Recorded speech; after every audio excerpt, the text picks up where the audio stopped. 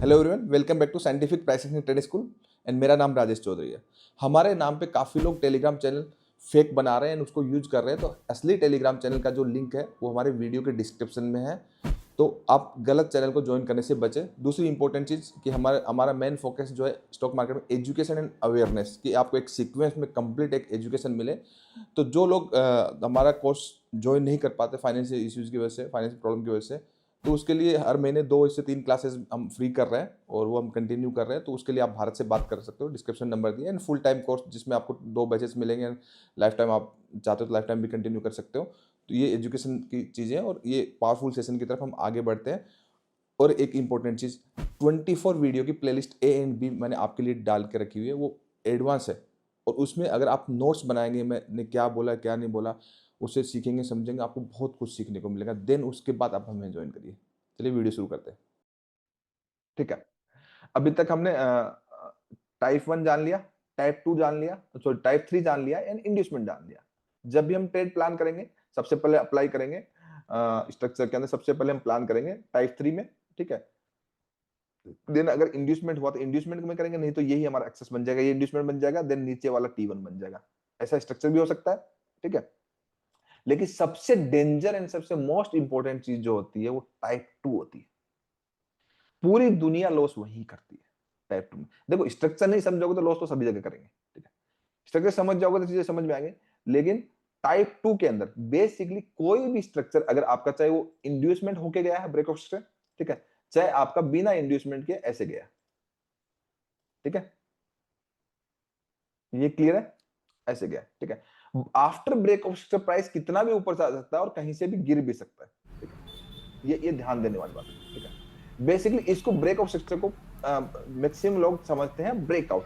ठीक है, breakout sector को क्या समझते हैं? ब्रेकआउट समझते हैं, ये ब्रेकआउट हो गया। हर जगह ब्रेकआउट नहीं होता है। ब्रेकआउट जो होते हैं वो कंसोलिडेटेड रेंज के होते हैं। ठीक है, वेव के नहीं होते। मतलब जो ऐसे ऐसे ये हुआ है, इसको हम ब्रेकआउट नहीं बोलेंगे। ब्रेकआउट जो है कि मार्केट, आपका कोई स्ट्रक्चर था, ठीक है, कोई स्ट्रक्चर था और मार्केट कुछ टाइम के लिए ऐसे से पोज हो गया। ठीक है, मतलब multiples, two and more wave के अंदर वेव है, मार्केट कुछ टाइम के लिए पोज हो गया। उस कंडीशन में जब भी प्राइस ऊपर निकलेगा उसको हम ब्रेकआउट्स बोलते हैं। क्लियर है? ठीक है, उसको हम ब्रेकआउट्स बोलते हैं। अदरवाइज ये जो है, ये हमारे ब्रेकआउट्स नहीं है। ठीक है, ये हमारे स्विंग स्ट्रक्चर है। तो ये मेजर डिफरेंस है स्विंग स्ट्रक्चर एंड ब्रेकआउट के अंदर, ब्रेकआउट एंड ब्रेकडाउन के अंदर। ठीक है, तो अब इंपॉर्टेंट ध्यान देने वाली चीज क्या है? इंपॉर्टेंट ध्यान देने वाली चीज है कि जैसे ही प्राइस हमारा ब्रेक ऑफ सेक्शन करता है, ब्रेक ऑफ सेक्शन करने के बाद प्राइस कभी यहां से गिर जाता है, कभी यहां से गिर जाता है, कभी यहां से गिर जाता है, कभी यहां गिर जाता है, कभी यहां से गिर जाता है, और यहां से इतना एक्सटेंड भी कर सकता है। दोनों चीजें पॉसिबल है। एंड सबसे लोएस्ट प्रेडिक्टेबल एरिया होता है। मतलब रेजी इस म्यूट कर एरिया लो। के अंदर प्राइस का प्रेडिक्शन सबसे मोस्ट इंपोर्टेंट है, कि प्राइस का प्रेडिक्शन करना सबसे ज्यादा मुश्किल काम है। ठीक है, सबसे ज्यादा मुश्किल काम इसलिए है, ठीक है, क्योंकि क्योंकि मैं हमेशा एक चीज बोलता हूं, first pull back is always fake.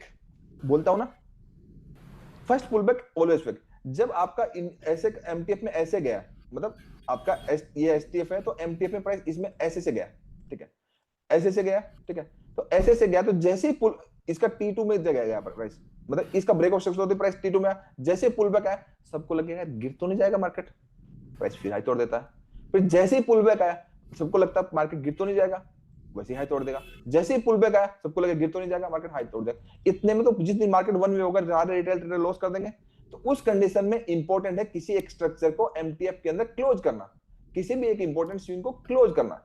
Close करने के बाद जो हाईएस्ट पॉइंट बना उसको डिफीट करना, एंड उसके बाद उसका अगेन लो निकालना। उसके बाद हम स्टैटिक पे देखेंगे, इंड्यूसमेंट में देखेंगे, टॉप पे देखेंगे, देन एमटीएफ में आपका बायस नेगेटिव होगा। इसके ऊपर आपकी डिटेल में क्लास है। ठीक है, कि स्ट्रक्चर बदलता कैसे, ऐसे ही नेगेटिव के लिए होता है। ये क्लियर है? ऐसे ही हमारा नेगेटिव के लिए होता है। क्लियर है? तो इंपॉर्टेंट चीज ये है, किसी का डिस्टर्बेंस आ रही भाई? कौन है? हर्ष कुमार, हरीश कुमार, म्यूट हरीश करो। कुमार। तो इंपॉर्टेंट क्या? इंपॉर्टेंट ये है भाई कि प्राइस का एक स्विंग स्ट्रक्चर है। ठीक है, प्राइस का एक स्विंग स्ट्रक्चर में ही, स्विंग स्ट्रक्चर में जैसे इस वेव के हाई के ऊपर निकला मार्केट शुरू हो गया, उसी ड्यूरिंग में अगर आप सेम डायरेक्शन में बाई करते हो तो आपका स्टॉप लॉस ये है। मतलब 85% टाइम, 85 to 90% टाइम प्राइस आपका बाई करने के बाद थोड़ा ऊपर जा सकता है, ठीक है, या फिर यहीं से गिरने की हायर प्रोबेबिलिटी है, या ना भी गिरे, बट आपका इतना बड़ा रिस्क होगा, इतना 1:1 का टारगेट तो आपका नहीं आएगा। टाइप 2 में बाई करने से आपका नहीं आएगा। आपका टारगेट तभी आएगा टाइप 3 में करेंगे, इंड्यूसमेंट में करेंगे, T1 में करेंगे, ठीक है, या फिर स्ट्रक्चर शिफ्ट होगा फिर देखेंगे। तो कहने का मतलब, अगर प्राइस किसी भी वेव का हाई निकल जाता है, किसी भी वेव का अगर हाई निकल जाता है, उसके बाद आप बिल्कुल भी सेल प्रेडिक्ट नहीं कर सकते, ठीक है, ना हम सेम डायरेक्शन बाय कर सकते। अगर हम सेल इमीडिएटली ऐसे प्रेडिक्ट करने लग गए, ठीक है, तो मार्केट इमीडिएटली नहीं गिरता है, मल्टीपल टाइम लिक्विडिटी लेता है, लोगों के मल्टीपल टाइम एसएल हिट करता है, ठीक है। तो हमेशा हमारे सर पे ये एक कॉन्फिडेंस नहीं होगा, लो कॉन्फिडेंस होगा, तलवार लटके रहेगी, यहां से गिर तो नहीं जाएगा, यहां से गिर तो नहीं जाएगा, यहां से गिर तो नहीं जाएगा, यहां से गिर तो नहीं जाएगा। लेकिन बाई किया तो, लेकिन सेल किया, अगर सेल भी किया इसका हाई निकलने के बाद, तो हमें ये भी रहेगा, कहीं यार स्टॉप लॉस तो नहीं दे देगा, कहीं स्टॉप लॉस तो नहीं देगा, कहीं स्टॉप लॉस तो नहीं देगा। दोनों चीज आपके साथ हो सकती है। सबसे lowest predictable area is type 2, सबसे डेंजर जोन मींस ये एरिया ऐसा है, यहाँ पे रिटेल ट्रेडर के लिए फोमो क्रिएट होता है कि जितना बड़ा यहां से लेकर के यहाँ मार्केट ने रैली किया, चाहे वो एसटीएफ हो चाहे वो एमटीएफ हो। एलटीएफ में ट्रेडिंग नहीं, एलटीएफ तो एंट्री एग्जीक्यूशन का टाइम फ्रेम है, वो एनालिसिस का टाइम फ्रेम नहीं है। एनालिसिस के लिए दो time frame, STF and MTF, ठीक है। तो आप वेरी लो मतलब प्रोबेबिलिटी एरिया के अंदर, जिसके अंदर हायर चांसेस है दोनों साइड आपके ऐसे हिट होने के, ठीक है, विदाउट कॉन्फर्मेशन, ठीक है। तो सबसे डेंजर एरिया होता है, ना तो इस एरिया में आप बाई कर सकते, ना इस एरिया में सेल कर सकते। सेल करेंगे तो क्लियर कट कॉन्फर्मेशन होनी चाहिए, ठीक है। बाई तो कर ही नहीं सकते ना, बाई के तो आपके तीन area, number one is type 3, ठीक है, नंबर 2 इज इंड्यूसमेंट जिसके नीचे एक्सेस है, ठीक है, एंड नंबर 3 इज T1, ठीक है, यही कर सकते हैं। बट ये all are three high probability most obvious zone, all are high probability most obvious zone, but ये गारंटेड नहीं है। इस इन जोन पे मार्केट अगर पॉजिटिव प्राइस एक्शन नहीं होता तो नेक्स्ट को अटेम्प्ट करेगा, अगर सिंपली इंड्यूसमेंट में भी पॉजिटिव प्राइस एक्शन नहीं होता तो नेक्स्ट को अटेम्प्ट करेगा, इवन इस पे भी T1 में भी पॉजिटिव प्राइस एक्शन नहीं होता तो चेंज ऑफ कैरेक्टर करेगा।